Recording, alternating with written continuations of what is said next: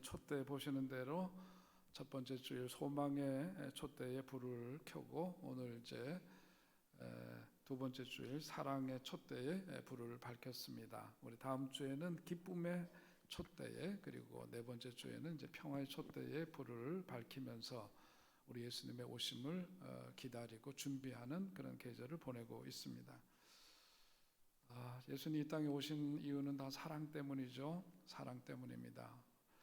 어느 분이 논산 훈련소의 아들을 이제 군대 보내고 거기 이제 입대하는 날 거기에 참여했다가 이제 그 마지막 순서를 보면 되게 부모님들에게 인사를 하고 그 다음에는 이제 행진을 해서 쭉 부대 안으로 들어가는 것을 볼 수 있는데요.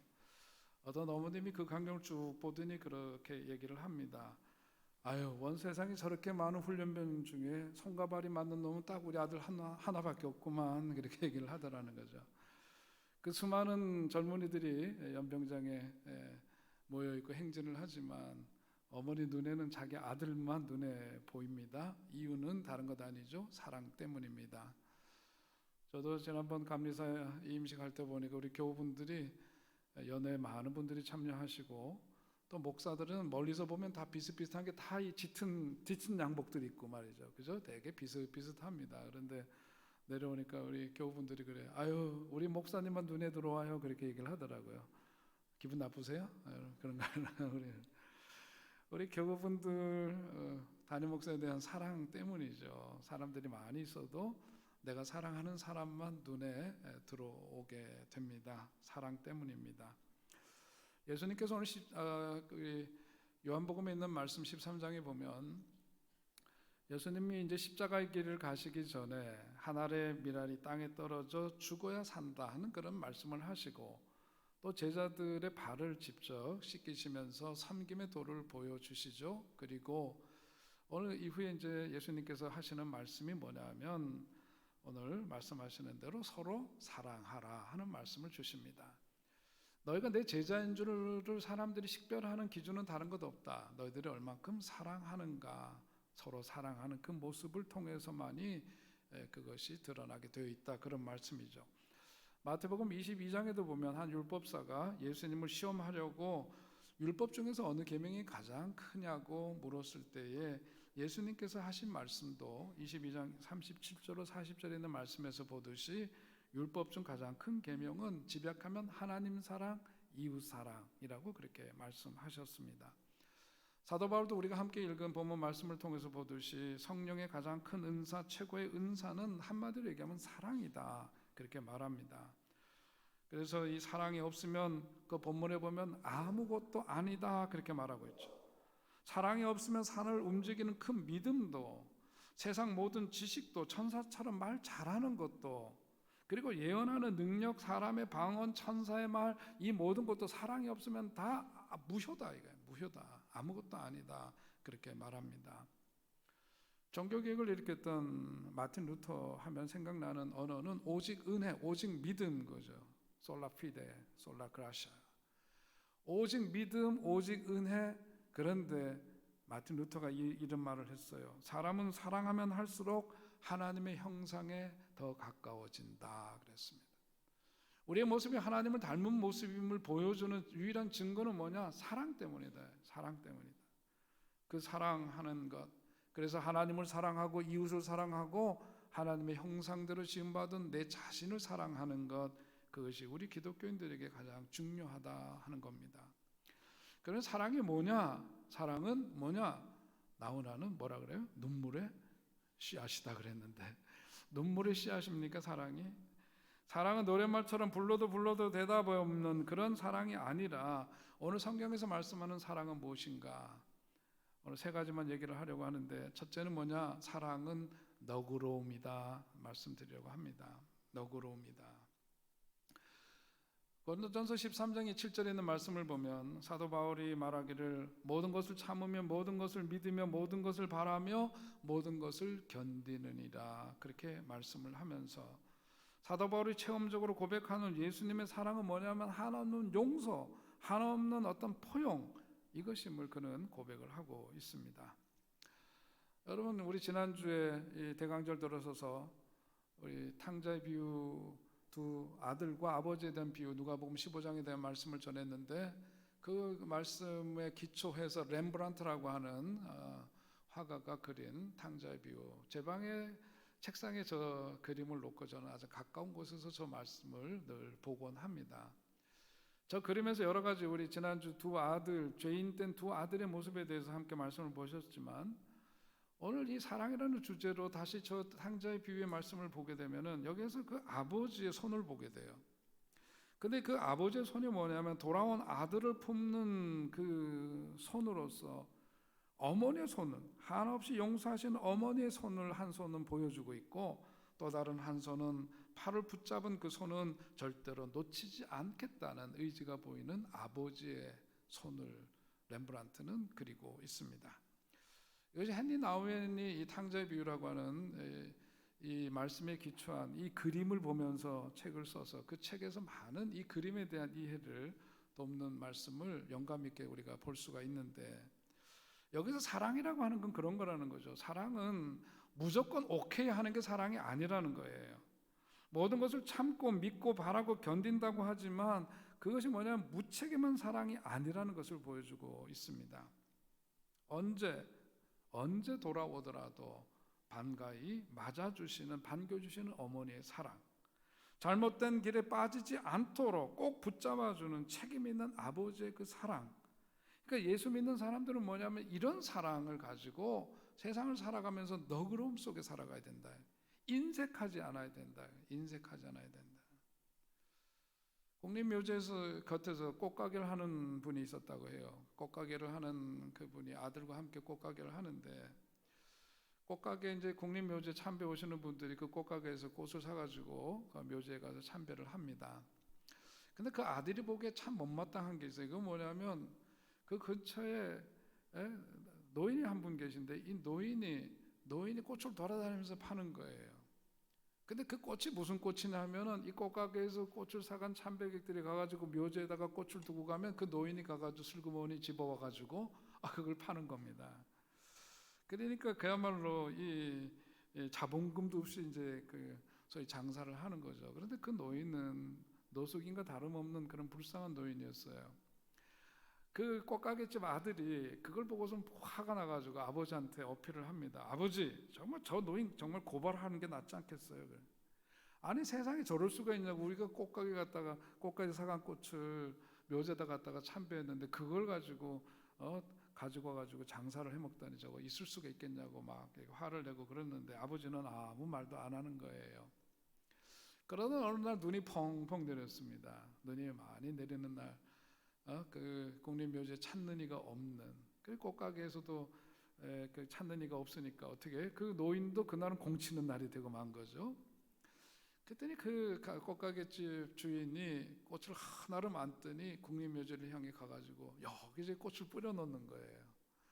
꽃을 여기저기 뿌려 놓으니까 아니나 다를까 그 노인이 가가지고 그 꽃을 또 이렇게 줍는 겁니다. 그 모습을 보면서 그 꽃가게집 주인 아들이 그걸 보면서, 그 아버지는 그렇게 하면서 노인이 죽어가는 모습을 보면서 웃고 있었고 아들은 그런 아버지 모습을 보면서 울었다 하는 그런 일화가 있습니다. 우리가 살아가면서 같은 상황 속에 놓여 있더라도 어떤 마음을 가지고 살아가느냐에 따라서 그 세상은 천국으로 변할 수도 있고 지옥 같은 현실이 될 수도 있고 그런 것이죠. 겨울이 되니까 생각나는 그 사진 한 장이 있어요. 그것은 뭐냐면 지난해인가 언제 서울역 앞에 눈이 펑펑 내리던 날 어떤 그 출근하시는 분인 것 같은데 노숙인 노인에게 자기 외투를 벗어주는 장면을 어느덧 신문 기자가 우연히 저 모습을 보고 멀리서 찍어서 사람들에게 전해줘서 참 감동을 줬던 저 사진이 겨울이 되면 생각나는 장면 가운데 하나입니다. 또 지난 여름에 있었던 일이라고 하죠. 비가 엄청 오는 날 폐지를 줍는 한 분이 거기 수레에다가 폐지를 실어서 가는데 비를 엄청 맞고 있으니까 어디 장을 보고 오던 여인인 것 같은데 저 여성이 자기 몸은 다 한쪽이 젖어 있는데 말이죠. 그 노인을 위해서, 폐지 줍는 그 어른을 위해서 저렇게 우산을 씌워주는 그런 장면들, 사진 한 장으로 우리에게 오는 그 마음이 참 따뜻함을 느끼게 되죠. 한마디로 저는 세상 살면서 그 마음 가운데 너그러움이 있기 때문이라고 볼 수 있습니다. 너그러움입니다. 여러분, 우리가 어디 가서 음식을 먹더라도 그렇고 뭔가를 나눌 때 인색하지 말아야 돼요. 넉넉한 손길 되시기 바랍니다. 그래서 요한 웨슬리 목사님이 말년에 이르러서 고백한 내용이 있어요. 웨슬리 일기에 보면은 그가 고백하기를, 내 인생 돌아보니 지나치게 야박했던 것에 대한 것은 큰 후회가 되었지만 지나치게 사랑을 나눈 것에 대해서는 큰 기쁨과 자랑이 되었다. 그것이 웨슬리 목사님의 고백입니다. 그러니까 우리가 어차피 살아가는 이 세상 속에서 그게 뭔가 크게 마음 썼다고 해가지고 그것이 내 삶을 이렇게 휘청거리게 만들거나 이러지는 않아요. 여러분, 작고 큰 일이든 간에 우리 손길이 인색하지 않고 넉넉하고 너그러운 손길 될 수 있기를 주의 이름으로 축원드립니다. 예수님의 사랑, 성경에서 말씀하는 사랑은 명사가 아니라 그러잖아요. 동사형이에요. 실천하는 신앙이에요. 그것은 그냥 추상적이고 피상적인 언어가 아닙니다. 우리가 살아가는 삶 속에서의 마음가짐을 통해서 나타나는 거예요. 그 마음가짐이 넉넉해서 주님의 사랑이 저와 여러분의 삶을 통해서 많은 사람들에게 나눠질 수 있기를 주의 이름으로 다시금 축원드립니다. 두 번째 사랑은 뭐냐? 여러 가지로 얘기할 수 있지만 두 번째 얘기하고 드리고자 하는 것은 화내지 않는 거다. 화내지 않는 것 사랑입니다. 7절에 나오는 고린도전서 13장 7절에 있는 말씀처럼 사랑은 물에 행하지 않고 자기의 유익을 구하지 않고, 그러면서 뭐냐면 성내지 않는 거다. 화내지 않는 거다. 악한 것을 생각하지 않고 뭐 이런 여러 가지가 있지만 그 가운데 사랑은 뭐냐? 함부로 화내지 않는 거다 그랬어요. 화내지 않는 거다. 우리 언어 가운데 이게 한이라는 단어가 있죠. 한요. 이게 한이라는 게 우리나라 사람들에게 특별히 이게 정말 문제예요, 문제. 일반 국민 조사에 따르면 4%에서 5% 정도가 이 화병에 걸려 있대요. 남성들보다는 여성들이 화병에 훨씬 더 많이 걸려 있다고 합니다. 정신의학과를 찾는 분들 가운데에서 20%에서 45%의 진단명이 뭐냐면 이 화병이래요. 우라병이에요, 우라병. 우라병이라는 게 다른 게 아니라 뭔가 밖으로 분출되지 못하고 마음에 쌓이고 쌓인 결과 답답해져서 생긴 화가 일으키는 병, 그게 바로 우라병이고요. 줄여서 화병입니다. 쉽게 분노하는 거죠. 쉽게 분노해요. 그러니까 우리가 대체적으로 보자면 분노 게이지가 높아요. 그러니까 무슨 일이 있으면 그냥 말로 해도 될 일인데 성질부터 내고, 이게 뭐냐면 항상 이게 습관처럼 이렇게 되어 있는 거거든요. 그런데 내 자신을 한번 가만 이렇게 좀 들여다보면은 똑같은 상황인데 어떤 때는 그것이 용납이 될 때가 있고 어떤 때는 그것 때문에 막 좀 세속적인 뭐라 그래 열받을 때가 있고 그렇잖아요. 저도 가만 보면 보통 때는 이렇게 괜찮아 보이죠, 여러분? 저는 그냥 괜찮아 보이는데요. 어떤 상황이 되면은 조금 사람이 달라져요. 그게 뭐냐면 길을 운전을 하고 가는데 갑자기 새치기 해서 확 들어오거나 그러면은 새치기가 저놈이 꼭 내 인생 날치기 한 것처럼 막 이렇게 화가 나는 경우들이 있단 말이에요. 근데 항상 화가 나느냐? 항상 화가 나는 건 아니죠. 마음이 편안할 때는 뭐냐면은 아이고 저 사람 뭐 이렇게 바쁘게 저러나 뭔가 바쁜 일이 있나 보다 그러기도 하고, 아유 낯선 길에 들어서면 저도 그럴 수가 있기 때문에 그게 용납이 되고 그러지만은 내 마음이 불편하고 그러면 뭐냐면 그게 용납이 안 되고 뭐 저런 이렇게 막 나가잖아요. 이런 것들이 이제 내 입에서 나오게 돼 있고 그렇습니다. 가만 보니까 결국은 내 문제로구나. 이게 이 분노하고 이렇게 화내고 성질 내고 이러는 것 자체가 결국 내 문제로구나 하는 것을 깨닫게 됩니다. 그래서 미국의 어느 교회에서는 캠페인을 벌였대요. 이웃사랑 캠페인 가운데 한 일환으로 운전 중 새치기 하는 사람이 있으면은 그 사람들한테 성질을 내고 분노하지 않고 그들을 위해서 기도하기 운동을 펼치자, 이렇게 교회에서 그런 캠페인을 벌였다고 합니다. 가만 생각해 보니까 참 일리 있는 얘기고 의미가 있어 보여요. 우선은 뭐냐면은 그 새치기하고 그럴 때 화가 날 때 자기가 이것을 자각하고 그들을 위해서 기도하는 것으로 내 삶의 습관을 바꾸게 되면 내 정신 건강에도 좋을 뿐만 아니라 그야말로 고상한 그런 인격을 유지할 수 있는 길이 될 수 있으니까 참 그거는 좋은 일이다 여겨지고, 그분은 알 수 없지만 우리가 그분을 위해서 뭘 해요? 기도를 하면은 하나님이 또 일하시고 역사하시니까 그분에게도 참 귀한 일이 있을 수 있겠다. 그런 점에서 참 좋은 캠페인이라고 여겨집니다. 아무튼 우리가 가만 들여다보면 화를 낸다라고 하는 것은 내가 내 마음대로 안 되기 때문에 생기는 거거든요. 저 사람이 내 마음대로 안 움직여지고 내 마음대로 안 되니까 뭐 화가 나는 거고, 세상 돌아가는 이치도 가만 보니까 내가 생각하는 대로 세상이 돌아가는 게 아니에요. 그러니까 거기서 승질이 나고 화가 나고 그렇습니다. 그런데 그게 결국은 뭐냐면 내 마음에 어딘가에 병이 있다는 얘기죠. 병이 있다는 얘기. 물론 정당한 이유도 가능하겠습니다만은 가만 보면은 같은 상황에서도 이럴 수 있고 저럴 수도 있다는 점에서 보자면 화를 내고 그렇게 성내는 것은 내 마음에 뭔가 병이 있구나. 그것을 우리들이 받아들이고 인정해야 합니다. 마음이 건강하면 어때요? 같은 상황 속에서 연민이 생기죠. 자꾸 새치기 해서 그러면 제 생활에서 가장 빈번하게 일어나는 것은 바로 그런 점이기 때문에 그래요. 새치기를 하고 그러면은 정말 아까도 말씀드린 것처럼 마음이 불편할 때는 뭐가 날치기 당한 것 같은 기분 상한 일이 되고 말지만은 그렇지 않고 내 마음이 평안하고 건강할 때는 뭐냐면 연민이 들죠. 연민의 생각이.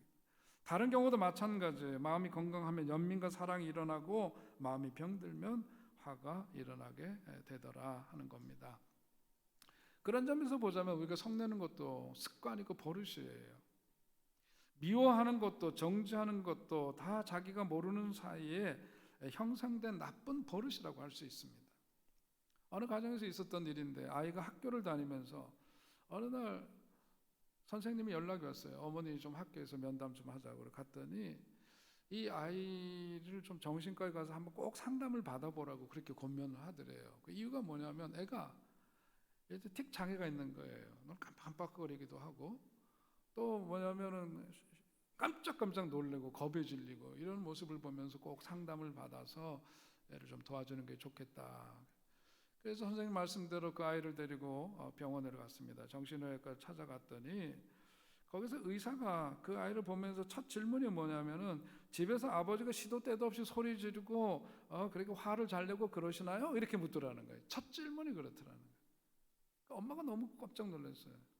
그것이 일상이 되어버렸기 때문에 자각하지 못하고 있었는데 의사가 첫 질문을 딱 그렇게 하니까 집에 가서 남편에게 그 얘기를 하니까 남편도 깜짝 놀란 거예요.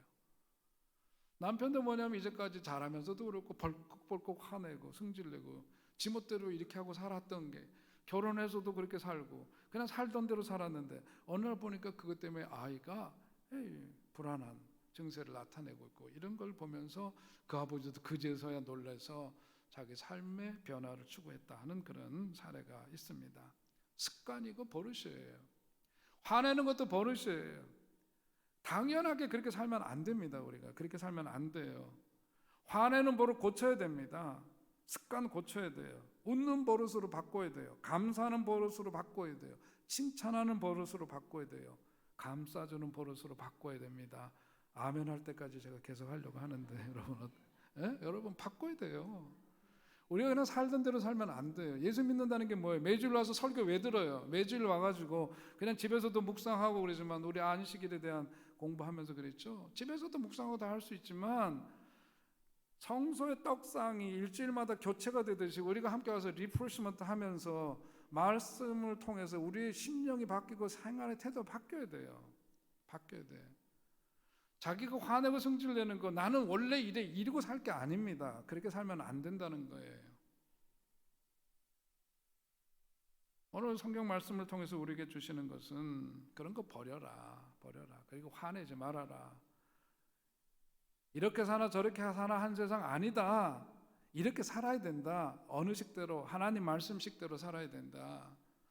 여러분 화를 버리시고 칭찬과 감사와 너그러움과 축복과 서로를 사랑하는 그런 언어로 그런 삶의 태도와 습관으로 바뀌어지는 역사 있게 되시길 축원드립니다.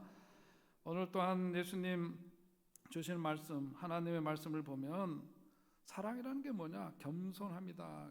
사랑은 겸손해야 돼. 나도 다른 사람과 똑같은 사람임을 인정해야 되는 거예요. 사랑이라고 하는 것이 자기가 의지적으로만 하는 것 오래 못 갑니다. 그거는 한계가 있어요. 근데 항상 우리가 인생 살면서 어떤 전제가 있어야 되느냐면 저 사람이 나와 다르고 저 사람도 이럴 수도 있다, 그럴 수도 있다라고 하는 그런 서로의 인정함이 있어야 돼요. 가장 기본적인 인정은 뭐냐면 서로가 뭐냐면 우리는 다 주님 앞에서 뭐다? 죄인이다. 주님 앞에서 우리는 죄인이에요. 뭐가 그렇게 잘났어요? 누군가 험을 보고 누군가 잘못을 보면은 분기탱천하고 막 이러는 거는, 저도 제 자신을 보면서 그렇습니다. 제가 저 사람도 저렇게 나도 그럴 수가 있겠구나 이런 생각을 해야 되는데, 이거를 대상화해 가지고서는 화내고 이러다 보면은 내 속에는 뭐가 나요? 바리새인이 나오는 거죠. 내 속에서 바리새인이 작동되기 시작하면 내가 판사가 되고 내가 경찰관이 돼 가지고 사람을 그냥 막 정죄하고 판단하게 되고 그러는 거거든요. 사람은 겸손함이에요. 겸손이라는 게 다시 말하면은 주님 앞에서 우리는 다 연약한 존재이다 그런 거죠. 그래서 간음하는 여인을 향해서 사람들이 돌로 쳐 죽이려고 모여들어서 예수님께서 하신 말씀이 뭐였어요? 너희들 중에 죄 없는 자가 돌로 치라 그랬더니 사람들이 양심의 가책을 느끼고 갔죠. 그게 뭐 소위 말하는 심리학 용어로 반동 형성이라는 거예요. 내 속에도 그런 욕망이 있었고 나도 그렇게 저지를 수 있는데 나는 그것을 억압하고 못하고 있는데요, 어떤 놈은 그런 일을 저지르고, 그러니까 그게 드러나니까 화가 나는 걸 그렇게 표현하는 거잖아요. 나도 그럴 수 있다. 이게 나도 그럴 수 있다. 다른 사람이 뭔가 잘못하고 사람들이 입에 노리고 그럴 때 같이 덩달아 가지고 거기에 뭘 더하는 게 아니라 나도 언제나 그럴 수 있는 개연성이 있는 존재임을 생각하면서 자기 자신을 낮춰야 돼요. 낮춰야 돼요. 자기를 죽이는 겁니다.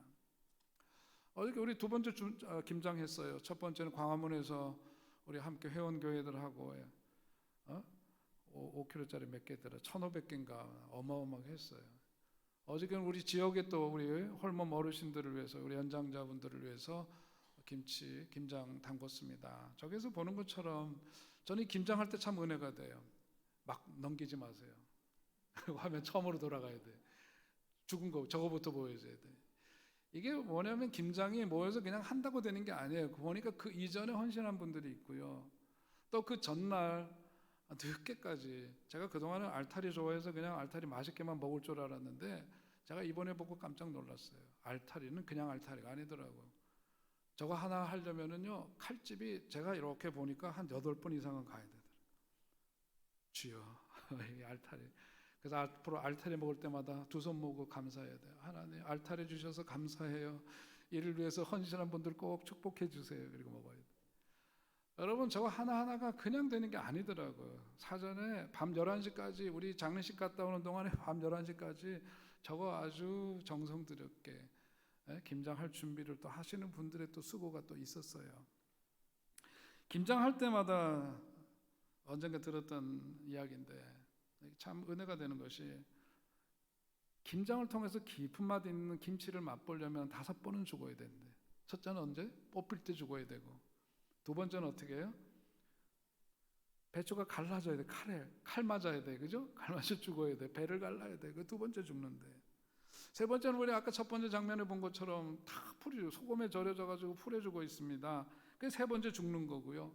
그 다음에는 고춧가루하고 강한 젓갈과 뭐 이런 게 해가지고 비벼지고 그러면서 네 번째로 죽는데요. 그리고 다섯 번째는 독에 담겨서 땅속에 묻혀져서 곰삭을 때까지 쫙 있으면서 5번 죽는답니다. 겉절이도 맛있지만은 정말 깊은 맛이 나는 김장은 이 5번 죽는 과정을 통해서 우리가 김치 맛을 보는 것처럼, 겸손이라는 것도 우리가 인생 살면서 뭐냐면 내가 그냥 높은 사람 앞에서 허리 숙이고 이런 게 겸손이 아니지. 그런 거 겸손이 아니라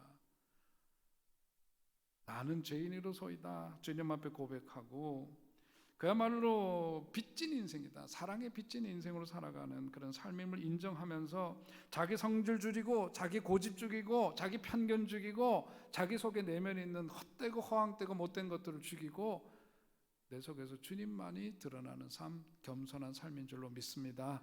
사랑이라는 게 뭐냐면 그런 삶을 살아가는 게 사랑이라는 거예요. 그러니까 뭐냐면 사랑 얘기하지만 사랑은 우리 힘으로 그냥 의지로 되는 게 아니에요. 사랑은 뭐냐? 사랑은 하나님께서 우리를 값없이 크신 은혜를 주셔서 영원한 생명의 길을 걷게 하시고 구원의 길로 들어설 수 있도록 인도해 주신, 값없이 주신 그 은혜, 그 사랑 기억하게 될 때, 그것을 감격하면서 사랑의 빚진 자가 되었다는 것을 인정하게 될 때, 그 속에서 뭐냐면 우리가 비로소 누군가를 위해서 사랑할 수 있게 되는 거예요. 그래서 영적인 생활의 목표는 뭐냐면은 내 사랑에 진보가 있는가, 내 사랑에 어떤 그 퇴보가 있는가를 가늠하는 데서 오는 겁니다. 그런 겸손한 사랑으로 누굴 사랑해야 돼요? 성경을 보면 첫째는 뭐냐면 믿음의 식구들에 대해서 사랑하라 그랬어요.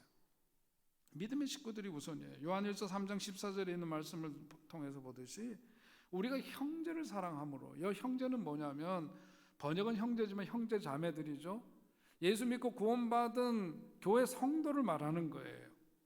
그러니까 이 교회라고 하는 것이 뭐냐? 사랑의 훈련장이다. 사랑의 연습장이다. 그런 거. 우리가 예수님께로부터 받은 그 사랑을 힘입고 그 사랑을 힘입은 사람들끼리 모여서 서로를 사랑하는 연습을 통해서 그 속에서 훈련이 되고 넘치는 사랑을 경험하고 그런 다음에 뭐냐? 그 다음 사랑은 이웃에 대한 사랑으로 넘어가게 되는 거죠. 이웃에 대한 사랑이에요. 그리고 그런 사랑에 힘입어서 뭐예요? 가족들을 사랑하는 사랑으로 살아가는 겁니다.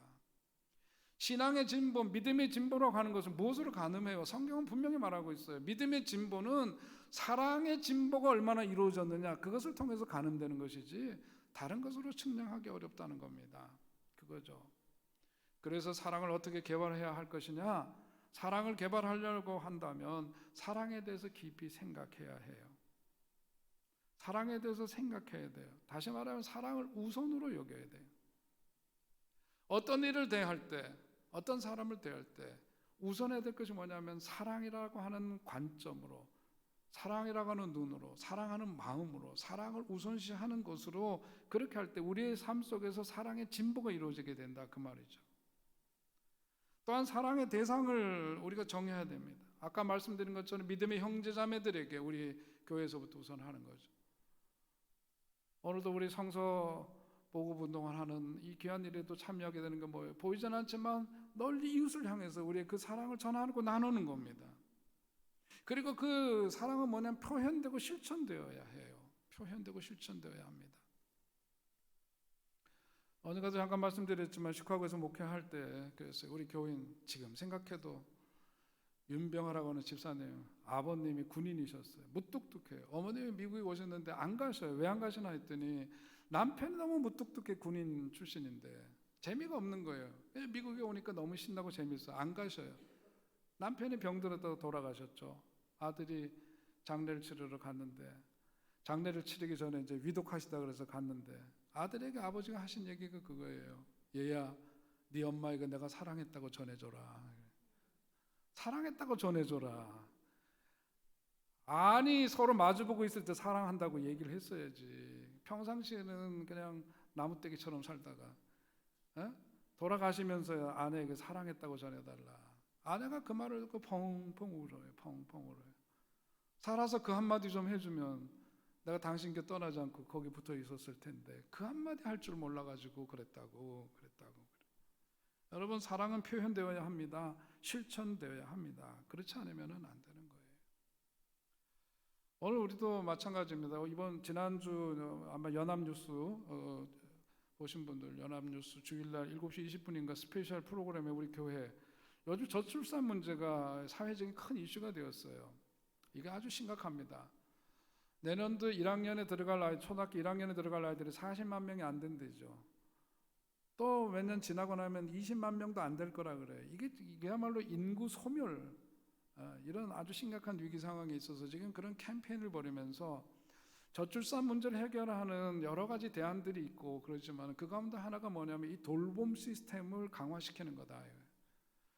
실제로 그 아이를 기르는 어머니들이 78.2%가 뭐냐면은 이 사회적으로 아이들 돌봄 시스템이 좀 더 안정적이고 잘 돼 있으면은 아이를 더 낳고 싶다는 그런 반응들을 보였습니다.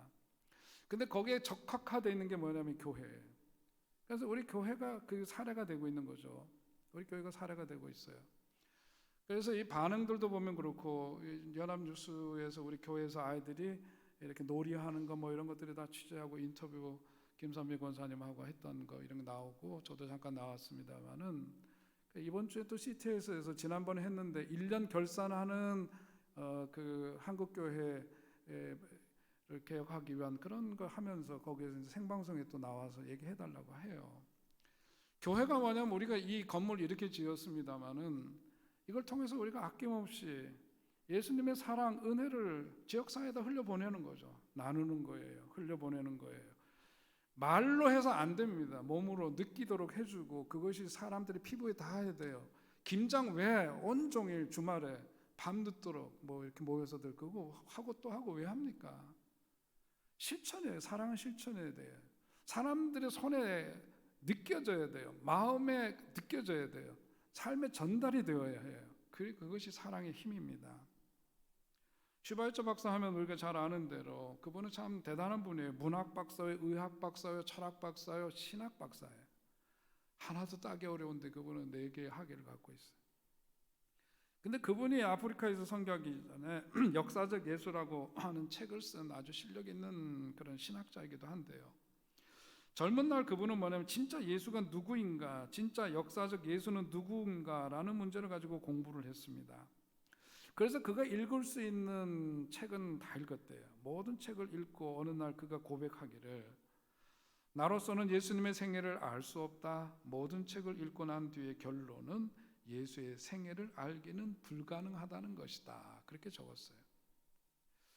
그런데 거기서 끝나는 게 아니라 그 다음에 그분이 무슨 말을 했느냐면 몸으로 예수처럼 살아야 예수님을 알 수 있다. 그것이 그가 한 말입니다. 몸으로 예수처럼 살아야 예수님을 알 수 있다. 예수님을 안다는 것은 그냥 피상적으로 문자적으로 이렇게 만나서 아는 게 아니에요. 지식이 아니에요. 몸으로 예수처럼 살아야 그 예수님을 진짜로 아는 거다. 실천이다. 그래서 예수님도 뭐라 그래? 내가 너희를 사랑한 것 같이 너희도 서로 사랑하라. 너희들끼리 먼저 사랑하는 것 충분히 연습하고 훈련하고 그 사랑을 서로가 느끼고 그 맛이 어떤 건지를 누리라. 그래야 그러면서 다른 사람에게 그 사랑 전하고 가족에게도 이웃에게도 이름도 알 수 없는 그 먼 나라에 있는 사람들에게도 그 사랑 전달될 수 있는 거죠. 사랑은 실천이에요. 교회 마찬가지입니다. 아까 말씀드렸지만 우리 교회가 무슨 큰 교회예요? 교회 크기로 따지자면은 큰 교회 얼마나 많습니까? 큰 교회 기준이 뭐냐면 건물 큰 거, 사람 많이 모이는 거, 성도 수 가지고 큰 교회 자랑해요. 아니에요. 제가 보기에는 그거 아닙니다. 큰 교회는 어떤 교회냐? 사랑이 큰 교회, 큰 교회예요. 믿습니까, 여러분? 사랑의 크기가 그 교회의 크기를 결정하는 거예요. 나눔과 섬김의 크기가 그 교회의 크기를 결정하는 줄 믿으시기 바랍니다. 교회 존재 목적은 영혼을 구원하는 일이요, 예수의 사랑을 나누고 실천하고 그 크기로 그 교회의 크기를 주님은 가늠하시지. 건물 평수가 좀 아니에요. 교인 수 아닙니다. 아니에요. 올 끝으로 저는 우리 잘 아는 김정호 목사님 책에서 자신이 하이티에 가서 선교할 때 어떤 그 소녀가 어린아이가 쓴 그 기도문 거기에 나온 것으로 거기 책에 그 옮기면서 큰 감명을 받았다고 하는데 저도 그 구절을 좀 읽어드리고 싶고 오늘 나라는 존재가 얼만큼 예수님의 그 큰 사랑 가운데 거하고 있는가를 먼저 생각할 수 있게 되기를 바랍니다. 기도문은 이런 겁니다. 하나님, 나는 잡초처럼 살았습니다. 그런데 어느 날 하나님께서 저를 뽑으셔서 하나님 동산에 심었습니다. 그래서 저는 꽃이 되었습니다. 죄와로 인해서 죽음, 그것이 우리에게 주어진 현실이었지만 예수님 값없이 주시는 은혜로 어쩌면 잡초 같은 그런 인생에서 아름다운 꽃과 같은 인생으로 우리의 삶을 변화시켜 주시는 주님의 그 사랑을 힘입어서 오늘 우리가 여기까지 왔고 우리가 그 사랑 힘입어 살고 있습니다. 예수님이 우리 가운데 오십니다. 예수님 오심을 맞이하기 위해서 우리가 더욱더 예수님께로부터 받은 사랑을 삶 속에서 나누고 전하고 그래서 더욱더 넉넉하고 너그러운 삶으로 하나님께 영광 돌릴 수 있는 우리가 될 수 있기를 주의 이름으로 축원드립니다. 하나님 아버지, 은혜와 사랑을 감사합니다. 오늘도 주님 주신 말씀 의지해서